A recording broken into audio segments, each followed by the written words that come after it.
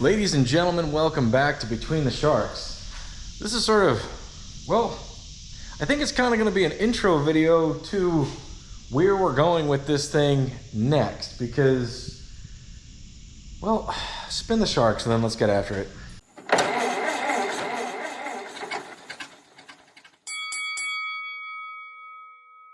You know, if you've watched this channel for any period of time, that I'm much more interested in trying to show the process than the progress. Like, we could just cut to when things are done, but for me, first of all, I like the company of you fellas while I try to think it all out, but when I was starting to do this stuff, something like 20 years ago, the hot rod magazines, I would read through everything that came out, and eventually it occurred to me that they were just really trying to sell me a certain product or a kit, and the tech articles were really to show how well the kit worked or how well the parts fit or whatever else. It didn't really like get into the real nitty gritty of when you try to install this, you may encounter X, Y, and Z problems, and here's how you got to think about solving it. Because every custom car, every hot rod is made out of parts that aren't designed to fit together, but the building of it is the making them fit, right?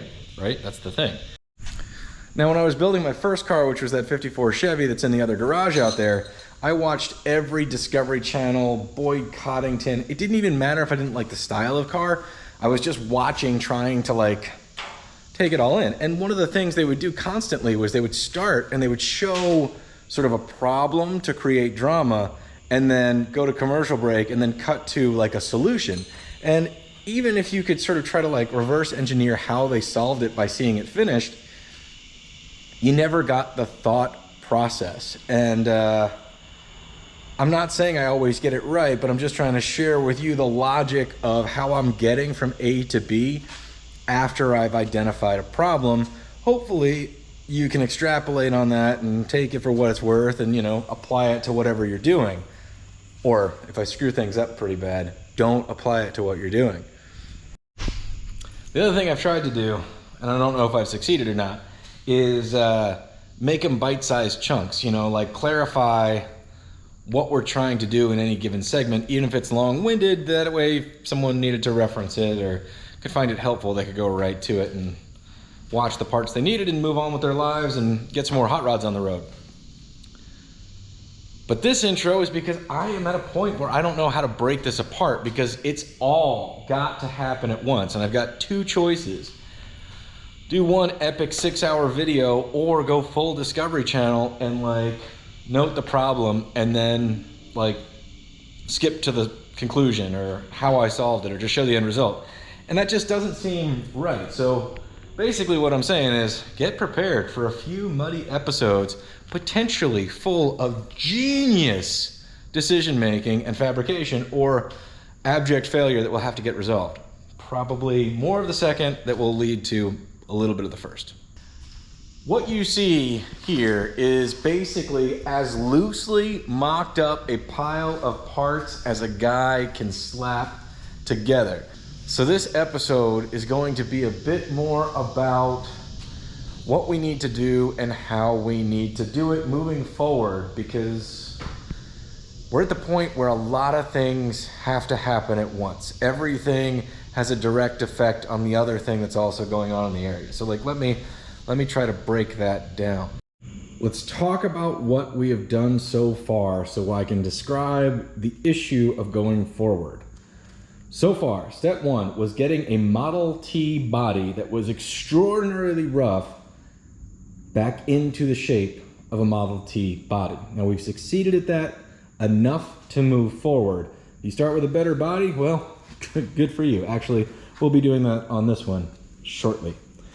Now, I've made the decision I want to run fenders on it and I want to run Model A fenders on it. So those are sort of sitting loosely in place, not fitting very well. I've chosen the beginning of my running gear. This is a 283. This is not the 283 we're running, and it is not in the right place.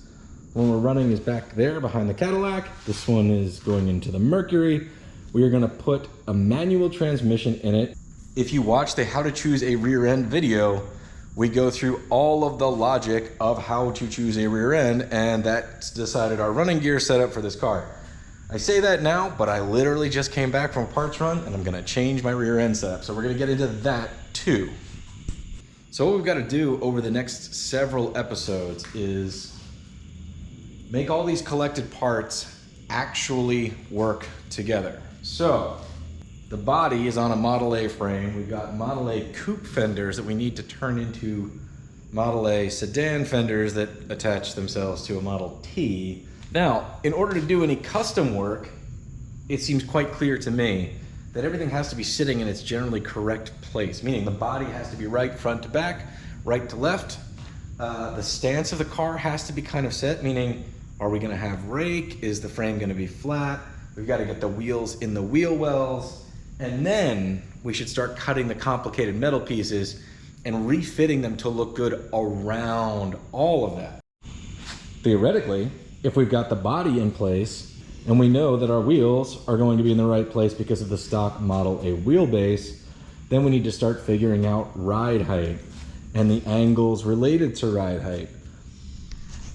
One thing about hot rod suspension is it's not very adjustable, meaning what holds it in place is typically a fixed point. You know, it may pivot, but there's a point that holds everything attached and at the right angle, and that has to be set relative to how your frame is going to sit when it has weight on it. So that's even a whole other thing. You know what I'm saying? Like, it's one thing to do the math and figure it out on a dry frame, but then you got to sort of anticipate the loads you're going to put on engine weight, seats, gas tank, all of that stuff. So we got to go through all of that process as well. I'm going to use this rear fender as the example to explain hopefully everything I've been talking about. We have a problem here. I have one sheet metal screw holding the fender on. That's it.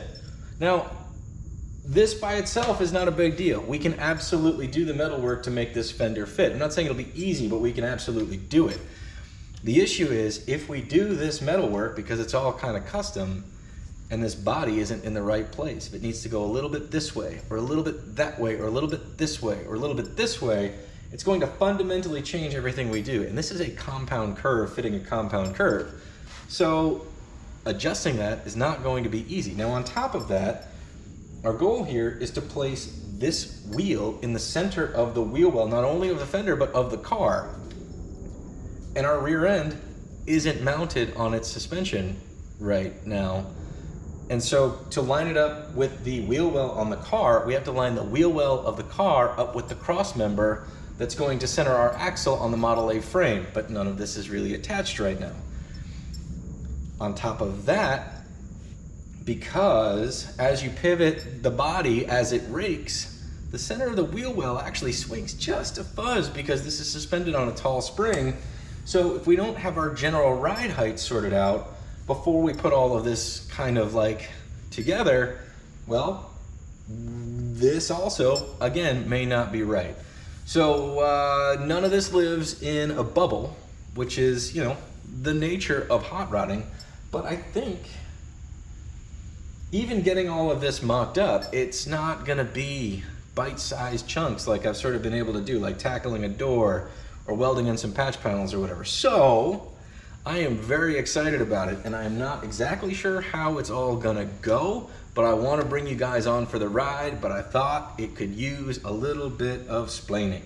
You know, as much as I'd love to do a video on just fitting this fender, which will be included in the next stuff, it doesn't live in its own world like that. And so I'm pretty excited about the next couple of videos because a lot of progress is gonna happen sort of all at once, I hope.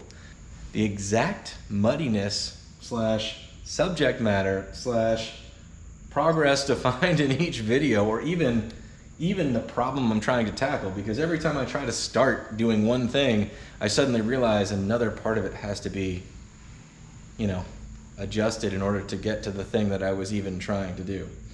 So in the next couple of videos, we're going to be thinking through what we need to do, trying to make a plan, and working towards the goal of getting this whole body sitting right on the chassis that are sitting right, and get the fenders sort of like fit on to this whole setup the way that we're going to do it.